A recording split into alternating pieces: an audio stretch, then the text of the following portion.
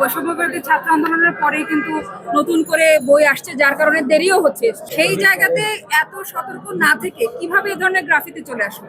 আপনি যদি চিন্তা করেন যে সতর্কতার অভাব হয়েছে, এটা আমি বলবো না, কেন আসলে অনেকগুলি স্টেপ অতিক্রম করে এই জায়গাগুলিকে করা হয়। সতর্কতা আমাদের সর্বোচ্চ পর্যায়ে ছিল, তারপরে তো হিউম্যান এরর, কোথাও না কোথাও কিছু হয়তো হয়ে যেতে পারে। আমরা এটা দেখছি, এই জায়গাটা অবশ্যই আমরা এই জায়গাটা দেখবো। এটা গ্রাফিতি, যেহেতু আমাদের ছেলেমেয়েরাই গ্রাফিতিগুলি করেছিল, তা আমরা মনে করেছিলাম হয়তো যে এই গ্রাফিতিগুলি নির্দোষ গ্রাফিতি, কিন্তু এটা যে এতখানি আছে, এটা হয়তো ওইভাবে গভীরভাবে আমাদের দেখার ক্ষেত্রে আমাদের ফার্স্ট সাইটে কিছু হয়তো অসুবিধা ছিল।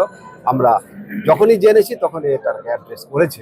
রিয়েলাইজেশনের ক্ষেত্রে আমাদের একটা রয়ে গেছে, যেহেতু দৃষ্টিতে পড়েছে আমরা অলরেডি অ্যাড্রেস করেছি। আমাদের রিমেইনিং বইগুলিতে এই গ্রাফিতি যাচ্ছে না, এটা টোটালটাই যাচ্ছে না। আমরা ওনাকে প্রশ্ন করেছি যে আমরা তো গত 8 তারিখে ঢাকা বিশ্ববিদ্যালয় সাংবাদিক সমিতিতে সংবাদ সম্মেলনের মাধ্যমে আপনাদেরকে বলেছিলাম, 24 ঘন্টা সময় দিয়েছিলাম যে আপনাদের থেকে আশ্বাস চেয়েছিলাম এটা পরিবর্তন করবেন। আপনারা কোনো অফিসিয়াল স্টেটমেন্টও দেন নাই।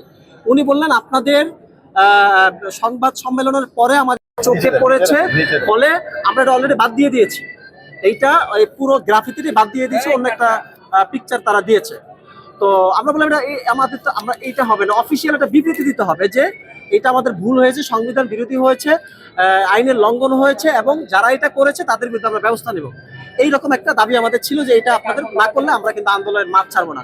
তখন উনি বললেন যে যেহেতু চেয়ারম্যান নাই, চেয়ারম্যান আসলে আমরা এই বিষয়গুলো তুলে ধরবো এবং আমরা আপনাদেরকে আশ্বাস দিচ্ছি যে আমরা তদন্ত কমিটির মাধ্যমে যারা এটার সাথে জড়িত তাদের বিরুদ্ধে অবশ্যই ব্যবস্থা নেব।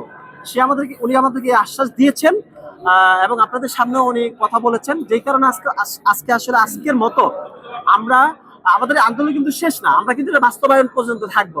ওনারা কথায় বললো নাকি বাস্তবায়ন করলো, তো বাস্তবায়ন যদি না করে অফিসিয়ালি যে স্টেটমেন্ট না দেয়, ক্ষমা না চায় এবং যারা এর সাথে জড়িত তাদের বিরুদ্ধে ব্যবস্থা নেওয়ার অঙ্গীকার অফিসিয়ালি না করে এবং ব্যবস্থা না নেয়, তাইলে আমরা আবার এখানে আসব এবং বাংলাদেশের বিভিন্ন বিশ্ববিদ্যালয় থেকে এই বিষয়ে আন্দোলন তৈরি হবে, সেটা বড় আন্দোলন তৈরি হবে।